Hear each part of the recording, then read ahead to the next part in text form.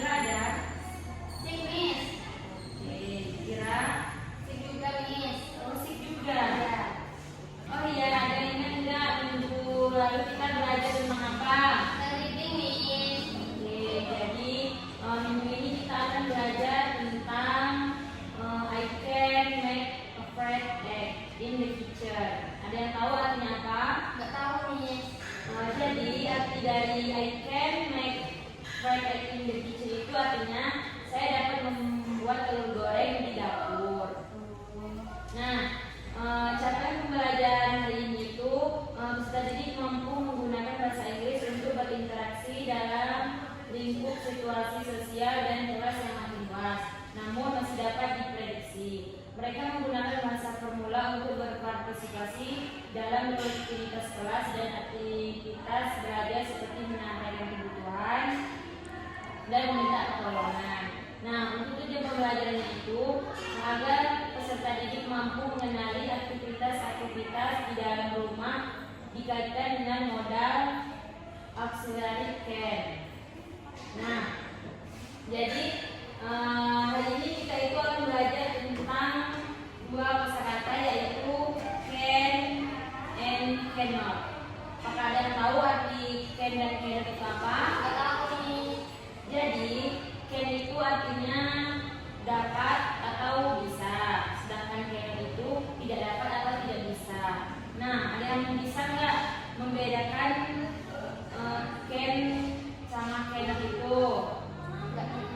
Nah, di sini Miss punya contoh untuk membedakan kapan kita akan menggunakan can atau cannot. Nah, di sini Miss mempunyai contoh untuk kata-kata can dan cannot tadi supaya kalian tidak bingung.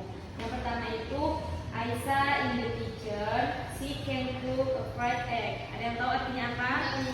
Jadi artinya itu Aisyah di dapur dia bisa memasak telur goreng. Nah, bisa memasak telur goreng. Nah, apa kata-kata yang dapat dari contoh yang pertama tadi? Can, Miss. Apa tadi artinya can? Bisa. Nah, jadi kalau di dapur itu kan emang tempatnya Masak. Nah, yang kedua itu what cannot they do in the bedroom? Ada yang tahu artinya bedroom itu apa? Nggak, Miss. Nggak tahu. Bedroom itu adalah kamar tidur. Jadi artinya apa yang tidak bisa mereka lakukan di kamar tidur. Nah, contohnya itu Aisyah and Cici are in the bedroom. They cannot play badminton in the bedroom. Ada yang tahu artinya apa? Nggak, Miss. Jadi artinya itu Aisyah dan Cici berada di dalam kamar tidur. Mereka tidak bisa bermain badminton di kamar tidur. Nah, untuk contoh yang kedua ini apa kira-kira yang cocok untuk contoh nomor 2? Atau apakah can atau cannot? Cannot, Miss. Kenapa cannot? Karena dia tidak bisa dan tidak dapat bermain badminton di tempat tidur. Ya, karena nggak boleh ya di dalam kamar itu kita bermain. Ya, Seharusnya di dalam kamar itu kita ngapain? Beristirahat, Miss. Ya, tuh sudah paham? Udah, Miss. Beneran udah paham? Udah. Nah, di sini Miss ada tugas. Silakan nih. Nah, di sini tuh Miss akan menjelaskan dulu tugasnya itu seperti apa. Apakah benar-benar sudah paham? Udah, Miss. Karena mengerjakan ini harus paham ya. Kalau nggak paham nggak bakal bisa ngerjainnya. Kayak ini kan kayak mana, Miss? Oh, cara ngerjainnya. Nah, jadi seperti ini. Di kertas itu kan ada 4 gambar kan, 4 contoh gambar. Yang pertama itu in the bedroom. Tahu kan artinya in the bedroom? Di tempat tidur, Miss. Ya. Yang kedua itu in the bedroom. Di mana itu? Di kamar mandi, Miss. Ya. Yang ketiga in the living room. Apa itu? Di ruang tamu, Miss. Nah, yang terakhir itu in the kitchen, di dapur. Ya. Nah, tugas kalian itu mencari kosakata yang di bawah ini. Kan sudah ada tuh kosakata yang cocok untuk gambar di sini. Nah, Miss punya contoh in the bedroom. Itu kan ada contoh take a rest. Apa arti take a rest? Pak, ayo Nggak tahu, Miss. beristirahat.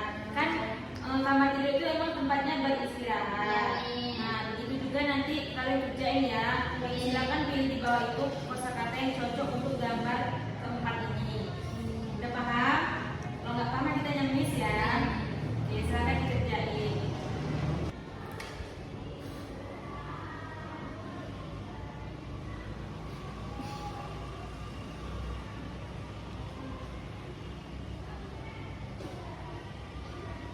Oke, apakah tugasnya udah selesai?